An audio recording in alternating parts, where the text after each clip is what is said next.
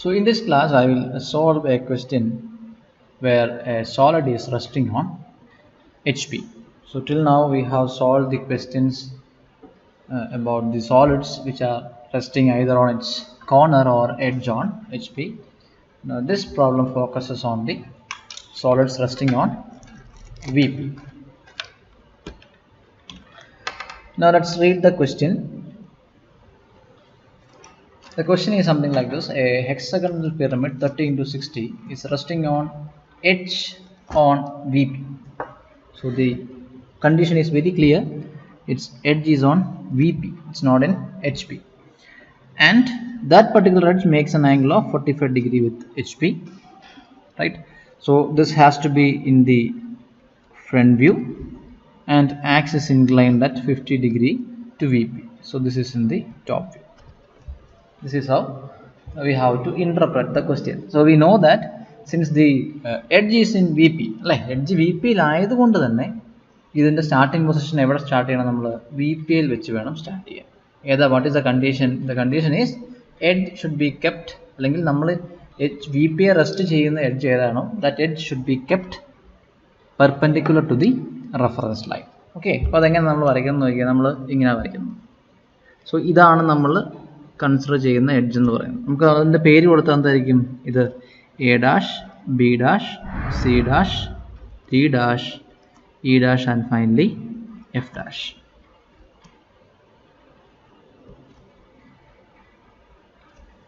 Okay, അങ്ങനെയാണെങ്കിൽ നമ്മൾ ഇവിടെ നിന്ന് നോക്കുമ്പോൾ ഇതിനെ കാണുന്നത് എങ്ങനെയായിരിക്കും?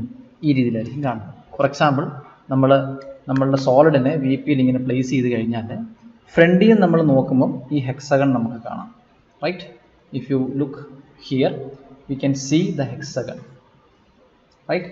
But when we look from the top side, from this side if you look we can see a triangle. അതായത് നമ്മുടെ മുമ്പ് നമ്മൾ HPL ചെയ്ത കൺസെപ്റ്റിൻ്റെ നേരെ ഓപ്പോസിറ്റ് ഇമേജ്, മിറർ ഇമേജ് പോലെ വരുന്നൊരു സംഭവം. ഫ്ലിപ്പ് ചെയ്യുന്ന പോലെ എങ്ങനെയാണോ അതുപോലെ തന്നെ ആയിരിക്കും ഇമേജും കൺസെപ്റ്റും എല്ലാം. അപ്പോൾ എന്ത് ചെയ്തു? ഇതിൻ്റെ പേരെന്തായിരിക്കും വരുന്നത്? ഇവിടെ നോക്കുമ്പോൾ കാണുന്നത് എന്തായിരിക്കും? ഇവിടെ നോക്കുമ്പോൾ നമുക്ക് ഇത്രയും ഏരിയ കാണാം, റൈറ്റ്? സോ ഈ പോയിന്റിൻ്റെ പേരെന്തായിരിക്കും? ഈ പോയിന്റിൻ്റെ പേര് എഫ് ആയിരിക്കും. ഇൻ ദ ബ്രാക്കറ്റ് എ വരും. ഈ പോയിന്റിൻ്റെ പേരെന്തായിരിക്കും? D in the bracket C വരും. ഈ പോയിന്റിൻ്റെ പേരോ E in the bracket B വരും. നേരത്തെ കേസിൽ A in the bracket of F in the bracket of A ഒക്കെ വന്നു. പക്ഷെ ഇവിടെ തിരിച്ചു വന്നത് കണ്ടോ?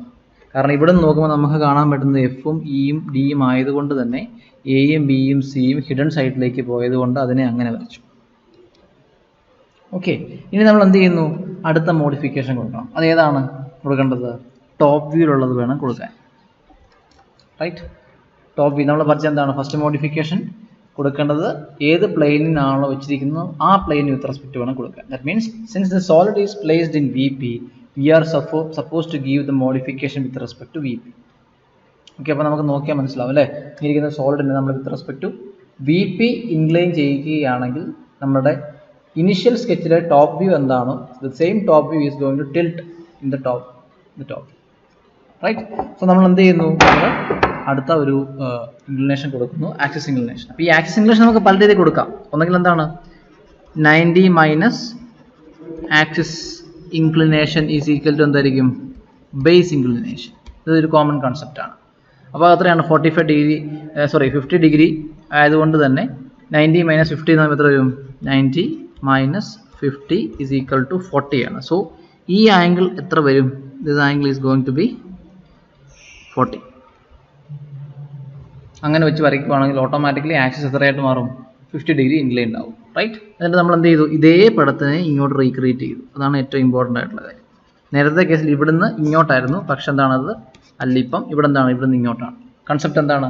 ടോപ്പ് വ്യൂവിൽ നോക്കുമ്പോൾ the same thing is getting tilted. ഇനി നമ്മൾ പഴയ പോലെ പ്രൊജക്ഷൻ ലൈൻസ് വരയ്ക്കുന്നു. ഇതിൻ്റെ പേരെന്തായിരുന്നു? നമ്മളുടെ M ആണ്. ഇതിൻ്റെ പേരെന്താണ്? M ഡാഷ് ആണ്. സോ ഈ പോയിൻ്റ് പേരെന്ത് വന്നു? M1 എന്ന് വന്നു. ഇവിടെ എന്താ വരാൻ പോകുന്നത്? F1 A1 വന്നു. ഇവിടെ B1 E1 വന്നു. ഇവിടെ എന്ത് വന്നു? C1 D1 വന്നു. നമ്മളത് പ്രൊജക്റ്റ് ചെയ്യുമ്പോൾ നമുക്ക് എന്ത് കിട്ടും? നമുക്ക് കിട്ടാൻ പോകുന്നത് ഈ പോയിന്റിൻ്റെ പേര് A1 dash, B1 dash, C1 dash, D1 dash and E1 dash finally F1 dash അല്ലേ? ഇവിടെ നിന്ന് നമ്മൾ നോക്കുമ്പോൾ എന്തായിരിക്കും ബൗണ്ടറി വിസിബിൾ ആണ്. ഇവിടെ നോക്കുമ്പം എഫ് എ എം ഒക്കെ നമുക്ക് നിയറർ ആയതുകൊണ്ട് എഫ് എന്തായിരിക്കും വിസിബിൾ ആയിരിക്കും അല്ലേ. ഇവിടെ നോക്കുമ്പോൾ സി ഡി ഹിഡൻ ആണ്, അവിടെ നിന്നുള്ള എല്ലാ എഡ്ജുകളും ഹിഡൻ ആയി. Same thing. അപ്പോൾ നമ്മൾ എന്താണ് ഫസ്റ്റ് ഇത് വരച്ചു, സെക്കൻഡ് നമ്മൾ ഇത് വരച്ചു, തേർഡ് നമ്മൾ ഈ ഫിഗർ റീപ്രൊഡ്യൂസ് ചെയ്തു, ഫോർത്ത് പ്രൊജക്റ്റ് ചെയ്ത് ഈ ഫിഗർ വരച്ചു. സോ നമ്മളിപ്പം as of now we have completed this one. Now we have to do this second modification with respect to the HP. Okay, ഇനി അത് മാത്രമേ ബാക്കിയുള്ളൂ. അപ്പോൾ അതെന്തായിരിക്കും അത് edge resting on V P inclines at 45 degree to V P. അപ്പം ഇവിടെ V പിയെ റെസ്റ്റ് ചെയ്യുന്ന എഡ്ജ് ഏതാണ്? If something touches V P then the top view of that particular point can be seen on the reference line എന്ന് നമ്മൾ പഠിച്ചേക്കുന്നത് അല്ലേ.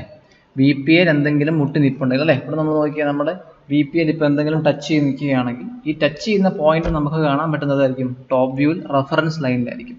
So നമുക്ക് കണ്ടോ റെഫറൻസ് ലൈനിൽ ആ പോയിന്റ് കാണുന്നത്. അതുകൊണ്ടാണ് റെഫറൻസ് ലൈനിനെ മുട്ടിച്ച് നമ്മൾ ആ ഇൻക്ലിനേഷൻ കൊടുത്തത്.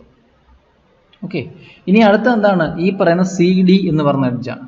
സോ സെക്കൻഡ് മോഡിഫിക്കേഷനിലേക്ക് പോകുമ്പോൾ definitely we have to look at the beta angle concept. So if you look here we can say that C1 dash D1 dash is equal to C dash D dash which is equal to the true length. So no need for beta. Okay, ഇനി നമ്മൾ എന്ത് ചെയ്തു? നമ്മൾ ഈ പറഞ്ഞ അതേ inclination കൊടുത്തു. ഈ ആംഗിൾ എത്രയാണ്? 45 ഡിഗ്രി ആണ്. സോ പേരെന്തായിരിക്കും ഇത്? A2 dash. ഓക്കെ, ഇതെന്തായിരിക്കും? B2 dash, C2 dash, D2 dash, E2 dash, F2 dash ആയിരിക്കും. എന്തായിരിക്കും നമ്മളുടെ M2 ഡാഷ് ആയിരിക്കും. നമ്മൾ എന്ത് ചെയ്തു? താഴേക്ക് പ്രൊജക്റ്റ് ചെയ്ത് നമുക്ക് എന്ത് കിട്ടി? ഈ പോയിന്റ് M2 ഇതെന്ത് വരും? E2 F2 A2 B2 C2 D2 ഉണ്ടോ? ഇങ്ങനെ ഇരിക്കും അതിൻ്റെ ഇമേജ്. അപ്പം നമ്മൾ എന്താണോ ഇതിൻ്റെ HPL വരച്ചത് അതിൻ്റെ നേരെ മിറർ ഇമേജ് പോലെ ഇരിക്കും. സോ നമ്മൾ majority solve ചെയ്യുന്ന questions, majority of the questions that we solve consist of or we solve problems with solids which have inclination or which is resting on HP. അതാണ് നമ്മൾ കൂടുതലായിട്ടും സോൾവ് ചെയ്ത type questions. പക്ഷേ അങ്ങനെ ആവണമെന്നൊന്നുമില്ല. So we have a tendency to consider that it is resting in HP. കാരണം നമ്മൾ ചെയ്യുന്ന നമ്പർ ഓഫ് ക്വസ്റ്റ്യൻസിനകത്ത് HP റെസ്റ്റ് ചെയ്യുന്ന ക്വസ്റ്റ്യനുകളുടെ പ്രോബിലിറ്റി കൂടുതലായതുകൊണ്ട് തന്നെ നമുക്ക് എപ്പോഴും ഒരു ക്വസ്റ്റ്യൻ കിട്ടിക്കഴിഞ്ഞ് കഴിഞ്ഞാൽ ഇത് HPL ആണ് ഇരിക്കുന്നതെന്ന് ചിന്തിക്കാനുള്ള ടെൻഡൻസി കൂടുതലാണ്. Okay, such kind of tendency should not be there in graphics. You should always follow the facts, you should always follow the data and also stick on to the procedure. അത് ചെയ്തെങ്കിൽ മാത്രമേ നമുക്ക് correct ആൻസറിലേക്ക് എത്തത്തുള്ളൂ. ഒരിക്കലും don't jump into any kind of conclusion and don't jump into any decision without looking into the real data that is given in the question. അതാണ് എൻ്റെ humble suggestion. So എപ്പോഴും എന്ത് ചെയ്യുക? Even if you are very confident, even if you are expert in graphics, still you should follow the procedure.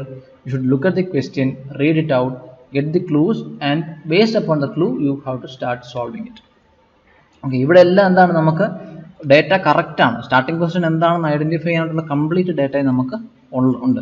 പക്ഷെ അതല്ലാത്ത ക്വസ്റ്റ്യൻസും ഉണ്ട്. That I will solve in the coming sessions. Okay, that's all for now.